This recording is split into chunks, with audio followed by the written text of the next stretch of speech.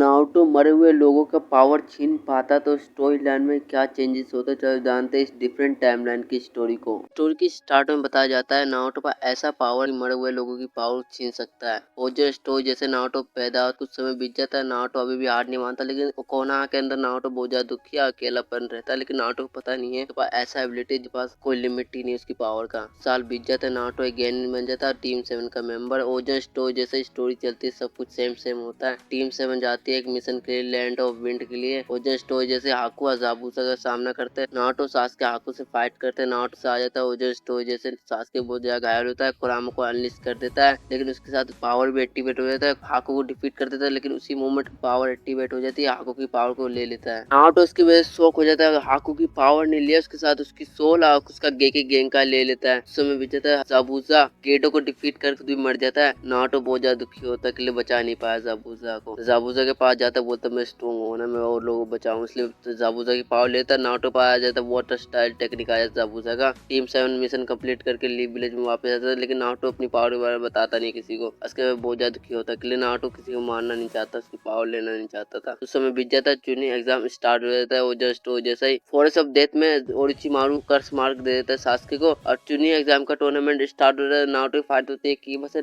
कीबा को डिफीट कर देता है हाकू की टेक्निक से, और नेजी को भी डिफीट कर देता है। सीन कटोता में दिखाया जाता है ओरोचिमारू जो लीव विलेज पर अटैक कर देता है, और तीसरा कागी डेथ हो जाती है। सीन कटोता में दिखाया नारुतो जो गारो को डिफीट देता है, गारो को सही रास्ते पर लाता है। नारुतो मिलता है मास्टर जिराया से, उसे अपना स्टूडेंट बनाता है। कुछ समय बीत जाता है, नारुतो लीव विलेज छोड़ के ओरोचिमारू के पास जाता है। नारुतो उसके पीछे जाता है सास्के, और दोनों के बीच फाइट होती है, लेकिन नारुतो अपना एबिलिटी का यूज करता है, उतने लोगों की पावर ली थी सबको यूज करके सास्के को डिफीट कर देता है, उसे लीव विलेज वापस ला जाता है। और नारुतो चला जाता है जिराया की जर्नी पे चला जाता है, और 3 साल नारुतो ट्रेनिंग करता है जिराया के साथ। सीन कट होता में दिखाया जाता है सास्के जो लीव विलेज में रह के ककाशी से ट्रेनिंग लेकर 3 साल बीत जाता है, नारुतो लीव विलेज में वापस आता है, टीम 7 पूरा हो जाता है, एक न्यू मिशन पे चला जाता है टीम 7। सीन कट होता में दिखाया जाता है आकाशी जो शुरू कर चुके हैं जिंचुरी को पकड़ना। आकाशी के एक मेंबर ने गारक मार दिया होता है, ओजन स्टोरी जैसे, इसकी वजह से नारुतो बहुत गुस्से में आ जाता है, देदार से फाइट करता है, और देदार एबिलिटी लेता है, इसकी वजह से देदार की डेथ हो जाती है। नारुतो पाया जाता है, देदार का एक्सप्लोरेटर टेक्निक आ जाता है। सीन कुछ समय बीत जाता है, दिखाया जाए असुमा जो कागुजो और एडान मर जाते हैं, इसकी वजह से नारुतो बहुत ज्यादा दुखी होता है। कागुजो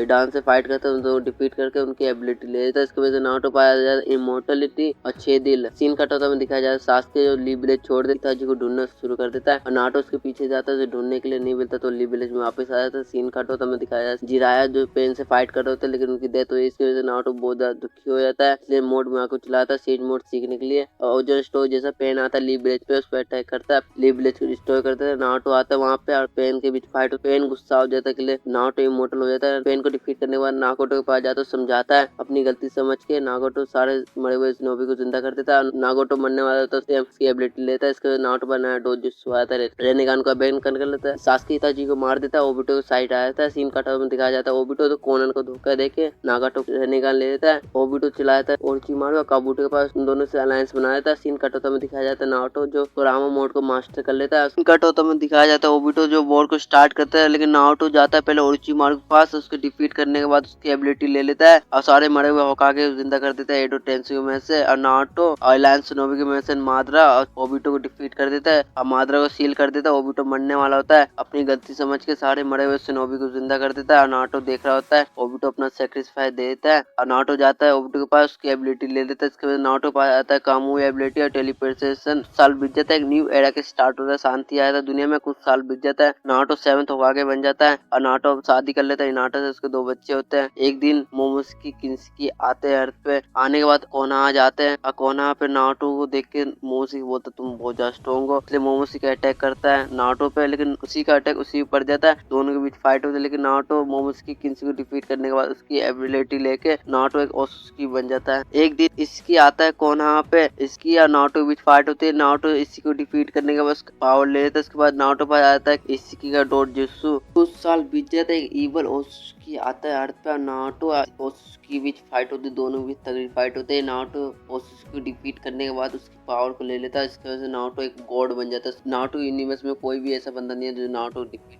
पाए, इसकी वजह से स्टोरी एंड होता है। पसंद आया तो वीडियो को लाइक करके चैनल को सब्सक्राइब कर दे। तब तक मैं मिलूंगा नेक्स्ट वीडियो, तब तक बाय बाय।